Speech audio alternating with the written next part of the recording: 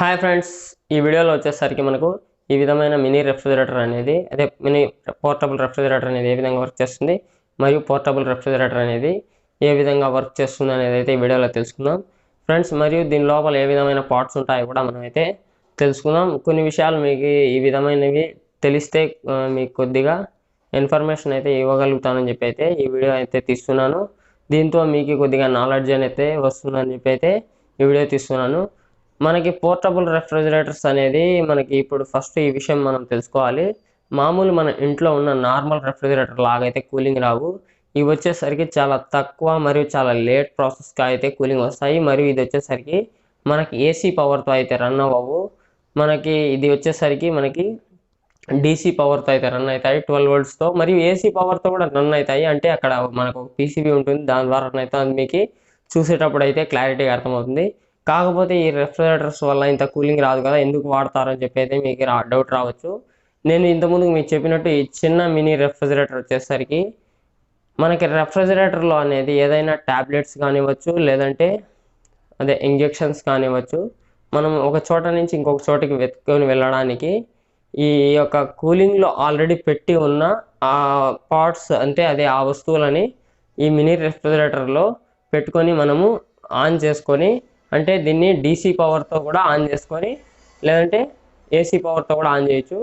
మనం ఒకవేళ కార్లో కానీ లేదంటే దేంట్లో అయినా కూడా 12 volts బాడీ 12 volts మనకి సప్లై అనేది డీసీ వోల్టేజ్ ఇచ్చేసి ఇదైతే ఆన్ చేసుకొని ఎత్తుకొని వెళ్ళొచ్చు. దీన్ని ఎత్తుకొని వెళ్ళే ముందు దీన్ని కూడా ఒక అవర్ 2 hours ముందు ఆన్ చేసి పెట్టుకొని మనం ఆ ఫ్రిడ్జ్లో అనేది రెఫ్రిజిరేటర్లో పెట్టిన వస్తువులు ఎత్తి దీంట్లో పెట్టుకొని వెళ్తే దాంట్లో ఉన్న కూలింగ్ అనేది డౌన్ అవ్వకుండా అదే లెవెల్లో అయితే మనం ఎంత దూరం వెళ్ళినా కూడా ఆ కూలింగ్ అయితే తగ్గకుండా అదే లెవెల్లో వస్తూ ఉంటుంది. దాంట్లోంచి కొద్దిగా పర్సెంట్ మాత్రమే కూలింగ్ వస్తుంది. మరియు దీంట్లో ఉన్న కూలింగ్ అనేది కొద్దిగా పర్సెంట్ అనేది డౌన్ అవుతుంది కదా, ఆ డౌన్ అవ్వకుండా దాంట్లోంచి వచ్చిన కూలింగ్ ఆ కూలింగ్ని పోకుండా అయితే స్టాప్ చేస్తుంది. అందుకే ఈ పోర్టబుల్ రెఫ్రిజిరేటర్స్ అయితే తయారు చేశారు. ఇదే కాదు, మీకు ఈ పెద్ద నార్మల్ పోర్టబుల్ రెఫ్రిజిరేటర్ కూడా సేమ్ ఇదే విధంగా వర్క్ చేస్తుంది. ఓకే, మీకు అర్థమైంది అనుకుంటా. ఇక మనం లేట్ చేయకుండా అయితే పోర్టబుల్ రెఫ్రిజిరేటర్ అనేది దాని లోపల పార్ట్స్ ఏ విధంగా ఉన్నాయి, అది ఏ విధంగా వర్క్ చేస్తుందో అయితే తెలుసుకుందాం. అంతకన్నా ముందు నా పేరు హుసేన్, మీరు చూస్తున్నారు ఎయిర్కాన్ ఏసీ టెక్. ఇక లేట్ చేయకుండా మనం వీడియోని అయితే స్టార్ట్ చేసేద్దాం.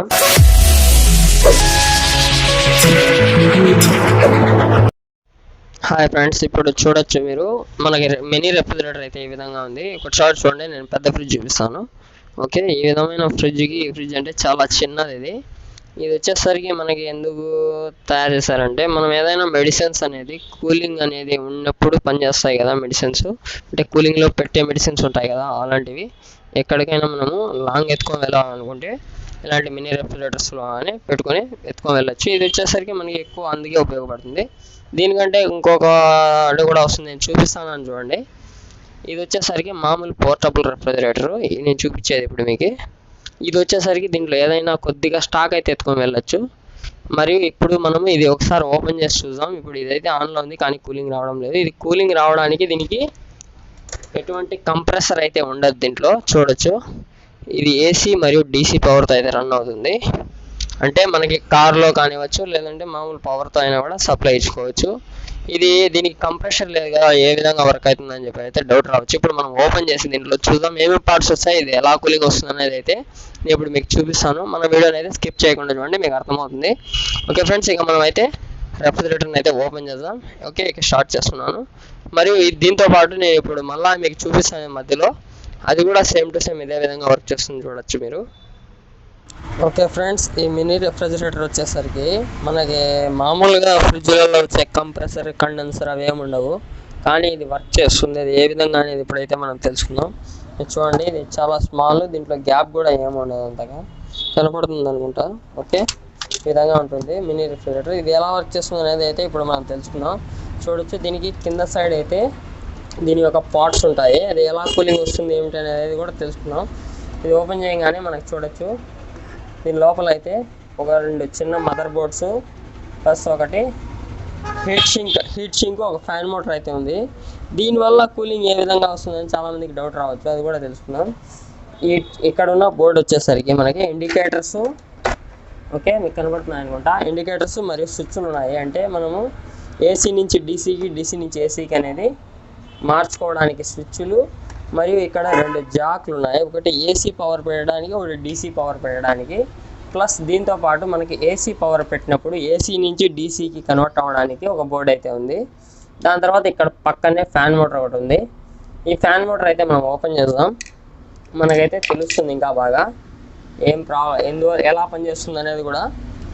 ఓకే, ఈ ఫ్యాన్ మోటార్ ఓపెన్ చేయడానికి ఏం పెద్ద ఏమి ఉండదు, 2 స్క్రూలు అయితే ఉంటాయి.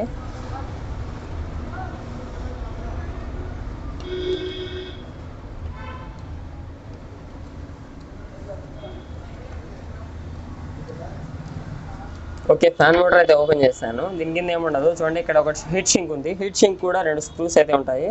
ఇది కూడా ఓపెన్ చేద్దాం, మనకి దాని లోపల ఏముంది కూలింగ్ రావడానికి అనేది కూడా మనకి క్లారిటీ అయితే వస్తుంది.